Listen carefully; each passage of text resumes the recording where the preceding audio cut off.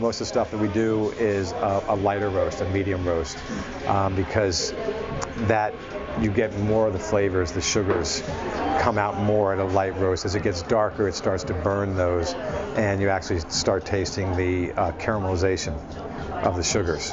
That's why a dark roast tastes bitter.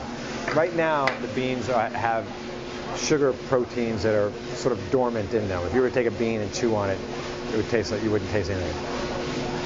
As a roast, the sugars develop, the flavors develop. The moisture in the bean is being forced out. So at about 385 degrees, you're going to start hearing it pop in here, like popcorn.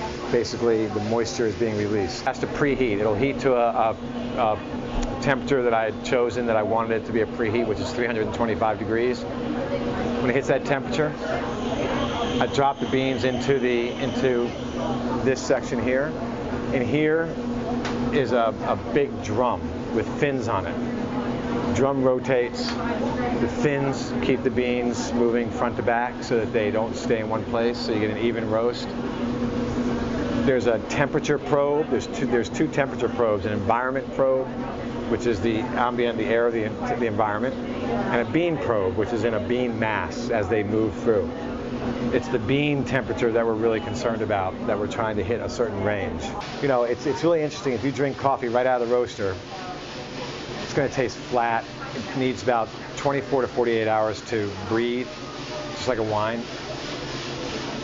You can change sort of how they develop by how quickly, like how sharp this curve is. So if the curve goes up quicker in the beginning, or whether you stretch it out a little bit more, can change whether the flavors are more complex or more distinct. Are they more melded, or are they more single tone, single note tones?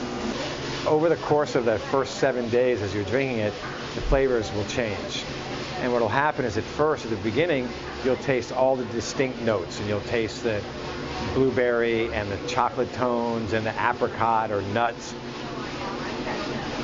A little bit, then they start to meld a little bit. When you get to about the 5th or 7th day, they really sort of combine to make sort of one flavor that's still good.